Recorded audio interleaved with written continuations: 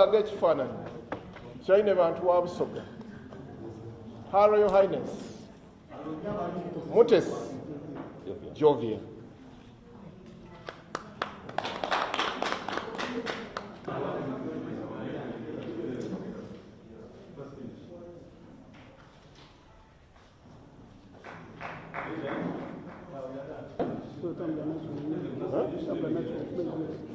Okay, I will pass here.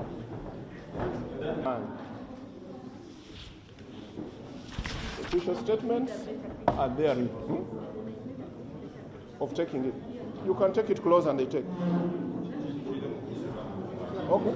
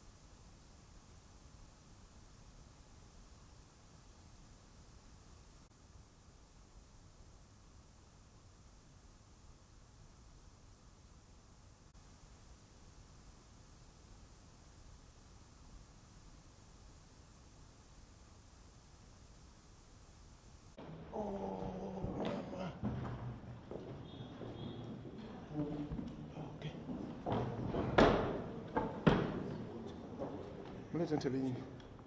Wekitiibwa Mafumu. Baleetere wekitiibwa. Baleetere entebe endala. One chair. Sembere. Bageta. Bassebo ne bannyabo abakulembeze b'eiwanga lino eya Uganda, Abasoga bonabona mu Busoga, abakulu b'ebika, mikwano gyaife abendeza Busoga obulungi. Olunaku olwaleero ndikwenda okwebaza mwena abali wano aye nga nkaali kwebaza mu ngane nandule minisita ow'obuwangwa mu Busoga Oweekitiibwa Mafumu atwaze ensonga dendi kugyokolako olwaleero.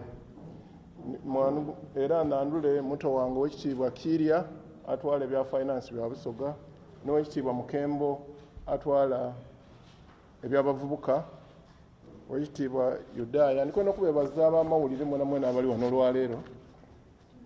Olwaleero lunaku lukulu ino mu Busoga. Mu ngane ndeete ndi wayisa nnyo okuleeta obukwenda bwa Kyabazinga Gabulana Diopo w'okuna. Olwaleero lunaku lukulu mu Busoga, mu nsi yona n'eri mikwano gyaife abenda Busoga. Ndikwenda mu butongole okwandulira ensi yona ni Busoga nti Busoga efunye ine bantu. Her Royal Highness owa Busoga, Her Royal Highness Mutesi Jovia.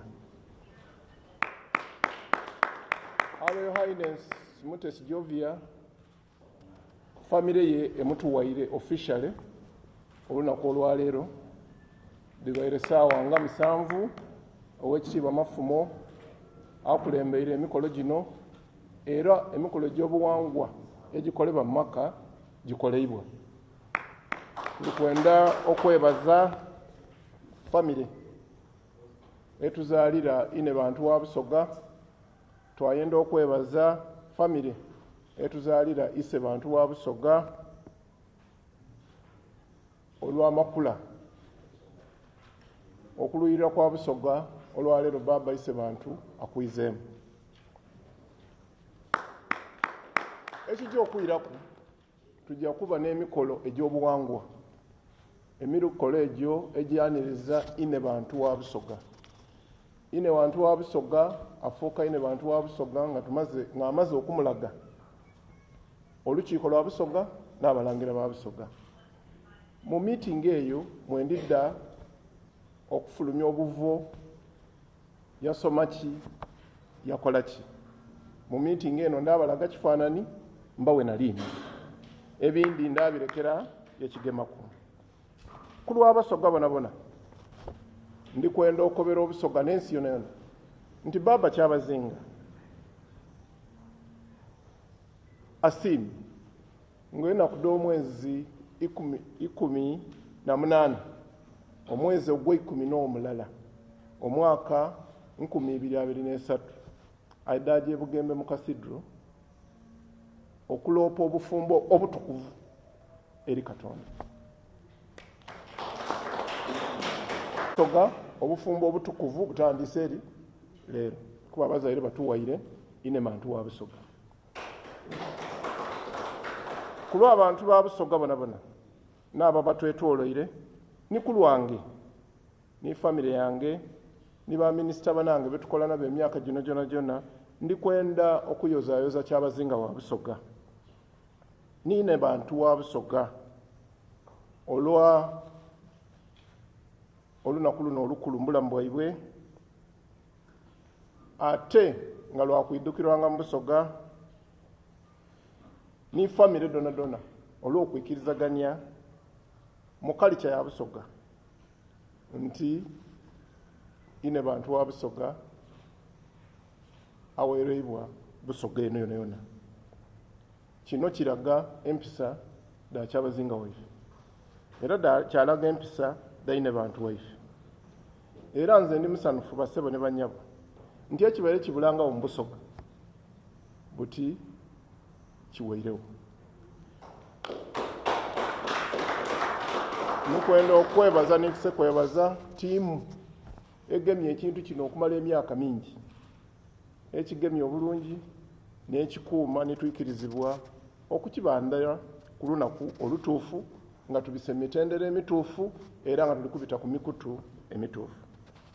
Nenda okusaba Abasoga mwena n'Abannayuganda mu nsi yonna okutayise bantu nine bantu musaala daimwe era ndikwetulisaba Katonda atukuze obufumbo bwaibwe abo abaana bangi era atuwe ababanayira mu bigere byabo abali banga baviirewo. Kyabazinga Gawulandira Powokuna afunvuwe. Olwaleero lubaire lunaku lulungi ate lukulu tulutegeera nti Isefu Kyabazinga asiimye yaba nti tufuna maama wa Basoga. Lunaku lwa byafaayo nti tubaire tuzira maama nga famire yona oba nga abantu abagalala maama musaale ino mu kutembeta abaana. So lunaku lulungi nti buti tufunye maama tufunye anaasobolanga okutulabirira n'okutukuuma nga baligalala ni Baba. Aye lulungi era nti mu ibbanga ine eryo lyetumaze gabairewo obugumiikiriza bunene n'okulindirira kubaire kw'amaanyi.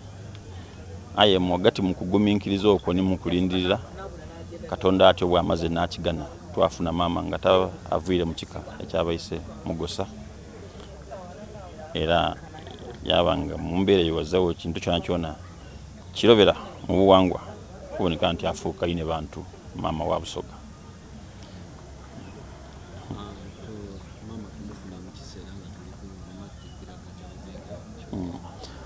Mukaseera kano kyongera kutuwa isanu nti obutafaanaku tufunye maama mukaseera nga tunaatera okudaguza nga bwegigeze emyaka 9 nga Isefu Kyabazinga alamula Basoga. Obutafaanaku namatwikira geje tigabaawo gona agabaire einuma eyo ku mukuzi guno tufunye ine bantu kyategeeza tujja kudaguza emyaka nga gigeze 9 nga tulinine bantu maama wa Basoga. Ekyongera isanu n'okubanga tuli walala nga Basoga.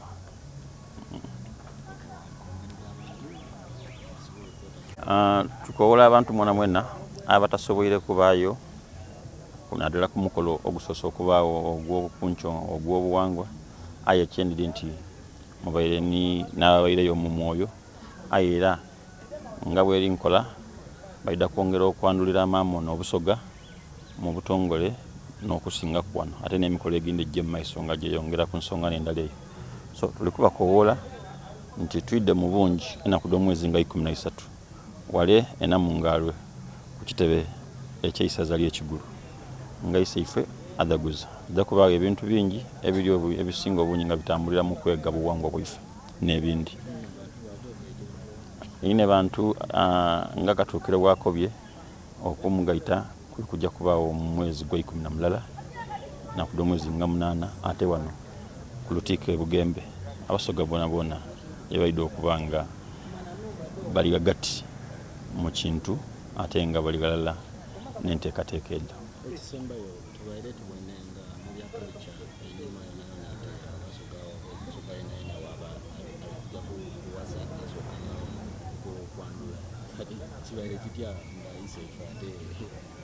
Era iseife ayandwire yakoke tubaire mu kubaire kwandula aye kaiseife obutafaana kuna bantu bandi yasiima busiime ate bwe yasiimye atuma tiimu ye twajja twakolayo emikolo egy'obuwangwa egivuiremu okuboneka nti mama Basoga aboneike.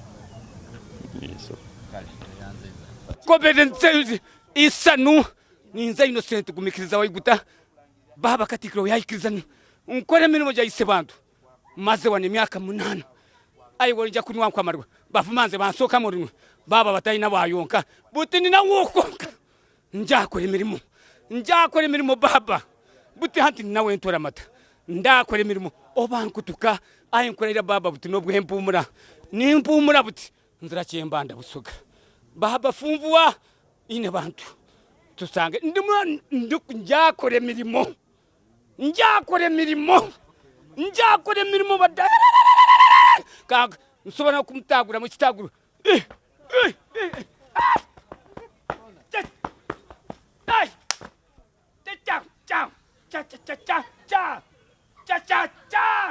ine bad mama amasanuze mina manji bananga tumaze emyaka mingi ngati tutuzira mama twebuuza banange mama tumufuna liya ibuti saweno tufunie mama tuli bayigufunie saweno wendi ndikuwulira nga ndigwite tiri kuwulira nandala saweno. Neze omukyala Basirika Agnes nga ndi musawo tusanuike nera tuli basanufino okuba nti tufunie ino bantu tubaye tumulindirira ekiseera kinene tubaire tuliyeyo nga twebuuza tuzira mama atukumaakuma ibuti nga Abasoga tufunie mama waife ajo tuiza walala ajo tukumaakuma era ajo tugaita era ajo tubulirira ku by'obufumbo ajo okwongeramu obusoga tuve mu minimu bino bye batukoba mbu tuzaala ino titulabirira titukumaakuma buti tufunie atukumaakuma era tuli basanufu ekyensuiso. Amina. Amaina abandeta mukyala Mirembe Mwajjuma omukulembeze w'omukatende amasanu getulina olwairo tutugaidi kuba tufunie mama waife gwe tubaye tulindiriranga ekiseera kibaire kinene ate baba yaje yanoonya mu luli olw'abayisemena nze ndi kwongera kwebaza webaze nti afunvuwe mama waife azaala abaana twale Obusoga bwale ife tuli basanufu ino olwairo n'amasanu getulina enakudonadona bukyaba tukoba tubaye tutujanga mu kukolanga tulindira mama waife mama abewo era tuli basanufu ino wa mutasi